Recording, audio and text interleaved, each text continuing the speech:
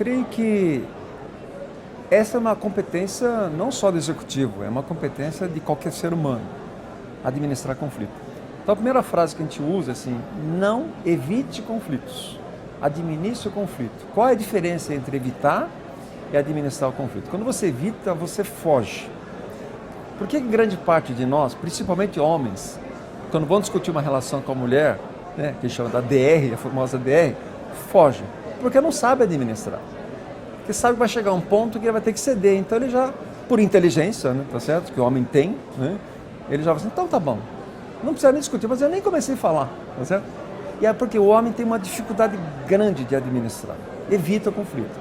Quando você começa a evitar muito o conflito, você começa a jogar muita sujeira debaixo do tapete e vai ter um ponto que vai ter uma lixeira lá que você não vai conseguir administrar. Então a primeira coisa é: vá para o confronto. Confrontar não significa lidar com ignorância ou com força, ou com violência. Significa ir para o ponto limite do conflito. Grande parte de nós não sabe fazer isso. Então o que é às vezes mais importante? Você contratar um mediador.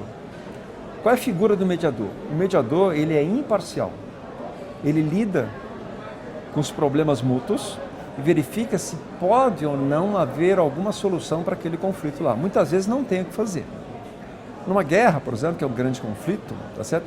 Tem problemas das duas partes. Ou eu não aceito a tua crença, eu acho que eu tive uma sensação de perda, que você invadiu um território aqui, e eu quero tomar de novo meu território, tá certo? Ou eu quero tomar simplesmente o território que eu acho que é meu. Então, você vai ver que tem diferenças de pensamento, né? Eu quero, mas eu não quero. Eu respeito e você não me respeita, tá certo? A minha crença religiosa é diferente da tua, então como é que eu consigo fazer isso? Ou eu mato você ou você me mata. Então o que faz o mediador? Ele precisa criar um ambiente, isso, cada conflito é um conflito diferente, um ambiente pelo qual exista um inimigo que fique fora dos dois lados.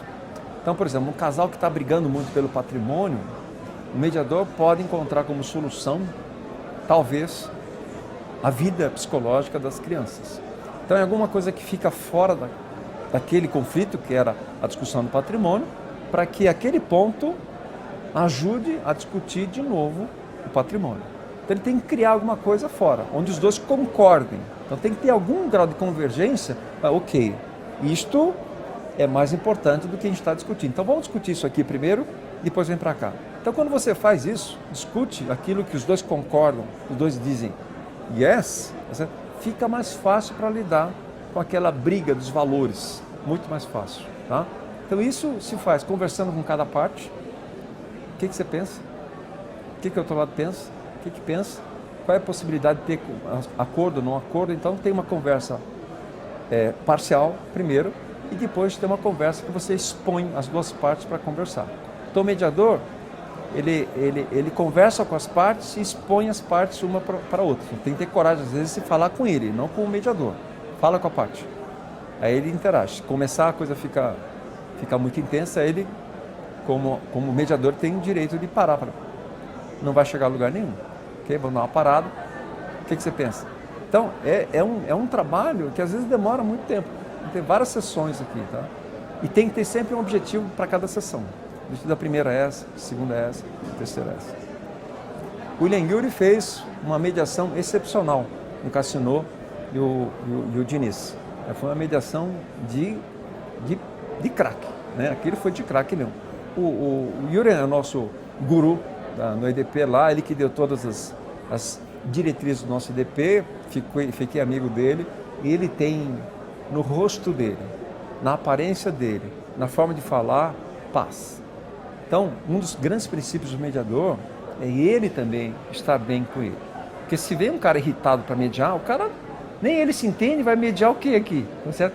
Então o tom de voz dele tem que ser um tom agradável, um tom que provoque segurança para as duas partes, um tom que deixe as pessoas mais à vontade para falar o que pensam, sem que o outro se sinta ofendido e agredido.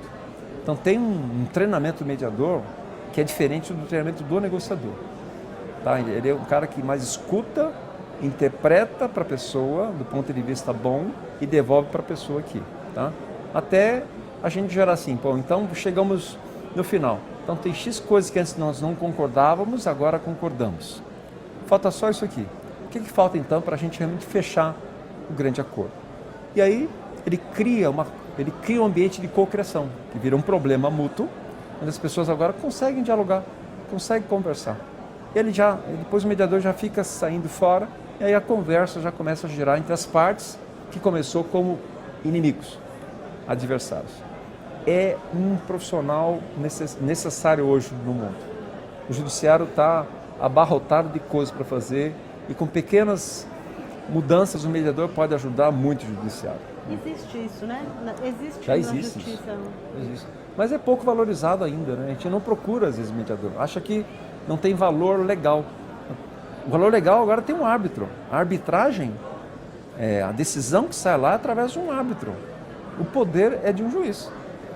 Então, se a gente contratar um árbitro, tá certo? Vai facilitar muito o nosso processo aí. E ele vai realmente decidir, e a decisão, ela é legal. É legal. A gente usa muito pouco esse tipo de recurso aqui no Brasil. E o árbitro que é contratado, na verdade, tem a chance de estar muito mais próximo das duas partes, Muito mais... né? Porque o juiz vê tudo de fora, por papéis. Pois e é, tudo, né? pois é. Essa é uma nova profissão. Uma nova profissão. Precisa saber entender de negociação, ouvir bem, fazer cocriação de solução, tá certo? E tem que ter tem que fazer um curso, né, de arbitragem para que você tenha o poder legal de decidir uma ação.